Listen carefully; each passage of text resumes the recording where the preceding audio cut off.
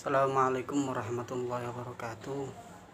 Alhamdulillah, pada kesempatan ini saya akan membacakan atau berpresentasi yaitu tentang 5 pilar pendidikan dan hubungannya dengan pendidikan dan belajar sepanjang hayat. Pada pertemuan ini yaitu ada 5 pilar. 5 itu memang sudah menjadi pokok dalam kehidupan kita beragama Islam.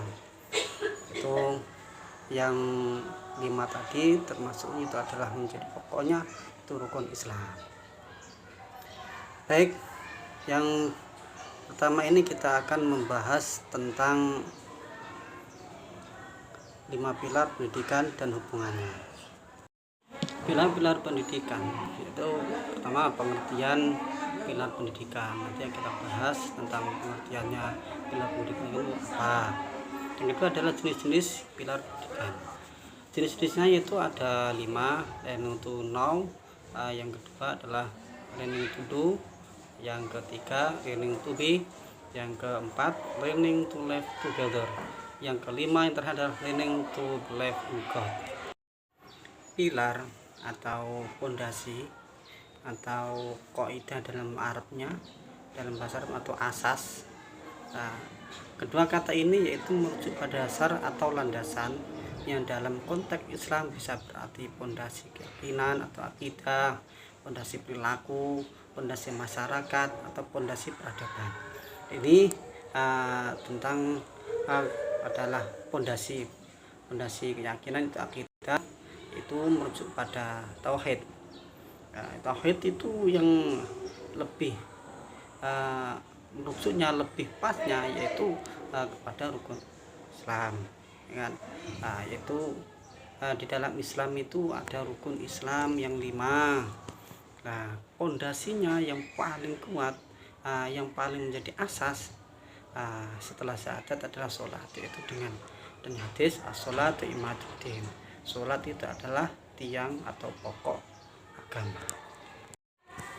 Pilar pendidikan, tiang atau penunjang dari suatu kegiatan usaha, pengaruh, pengelindungan dan bantuan yang akan diberikan kepada anak didik untuk pendewasaannya.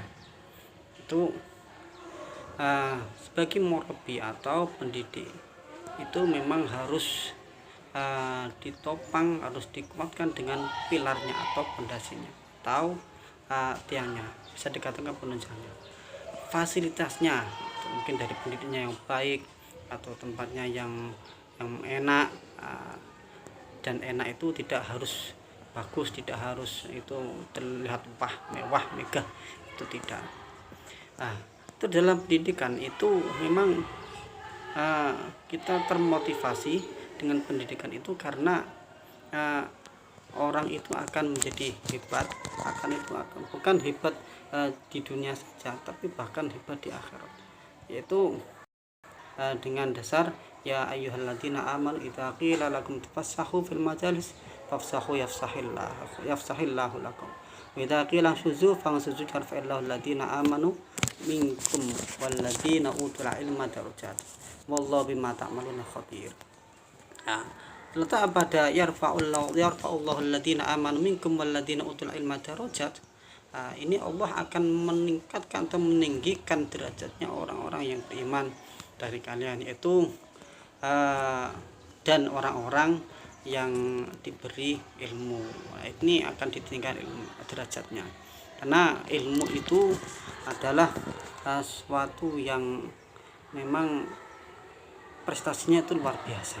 Maka dari itu sebagai pendidik itu memang harus memberi penunjang pendidiknya itu yang lebih baik, lebih nyaman, karena termasuk ini ada sebagai sebagai orang yang termasuk intisyarul ilmi atau nasrul ilmi.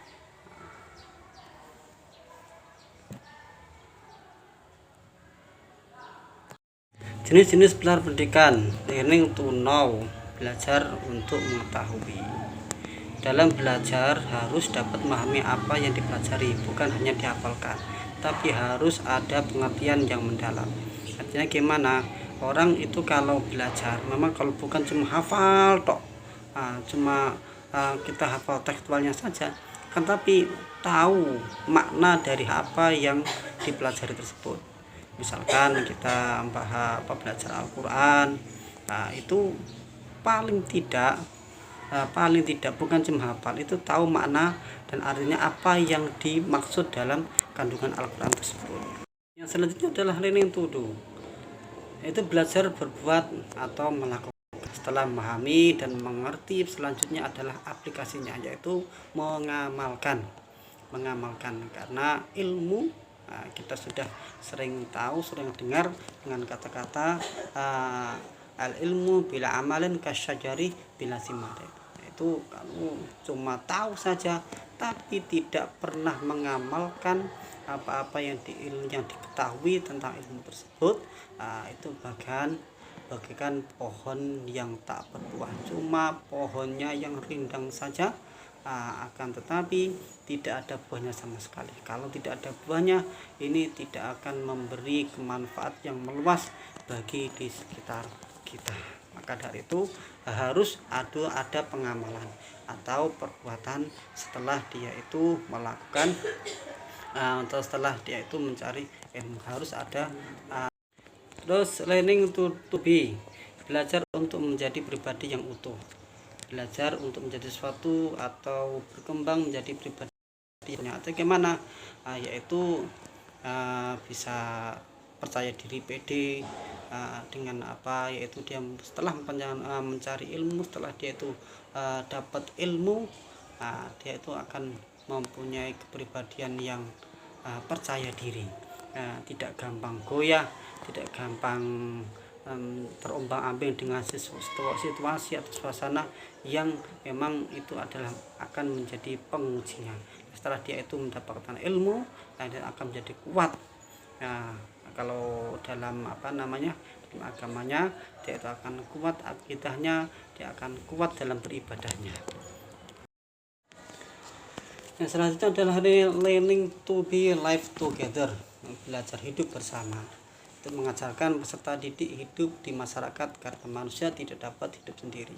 Ini setelah mendapatkan ilmu itu tidak egois, harus berbaur dengan masyarakat, yaitu dengan cara mengamalkan ilmunya, ditularkan ilmunya pada orang lain. Artinya dia itu tidak mau menang sendiri. Kalau dia itu sebelum dia itu punya ilmu, dia pengen menang sendiri, egoisnya besar. Tapi setelah dia itu mendapatkan ilmu, ini akan berbaur dengan masyarakat dan mengamalkan ilmunya. Karena kehidupan kita itu bukan cuma kita itu terhadap Allah, bukan, tapi juga kita terhadap manusia atau di sekeliling kita atau makhluk yang lain, kita harus baik. Learning to believe in God. Belajar untuk beriman kepada Tuhan Yang Maha Esa atau Allah Subhanahu wa taala, membantu peserta didik untuk menjalankan tugasnya sebagai religius. Setelah ilmu, dia itu hubungan dia sama Allah taala ini akan terus baik-baik saja. Dia akan selalu mendekatkan diri kepada Allah Subhanahu wa taala. Kesimpulannya, 5 pilar pendidikan tidak hanya relevan secara universal, tapi juga selaras dengan nilai Islam. Pendidikan harus mencakup aspek intelektual, praktek, karakter sosial dan spiritual. Dengan pilar-pilar ini, peserta didik akan tumbuh menjadi insan yang berilmu, berakhlak, dan bermanfaat bagi umat. Ini bermanfaat ini memang harus sebagai peserta didik ini harus bisa menularkan, berbaur dengan masyarakat untuk manfaat bagi umat manusia. Sekian dari saya Samsul Huda dari kelas A31. Assalamualaikum warahmatullahi wabarakatuh.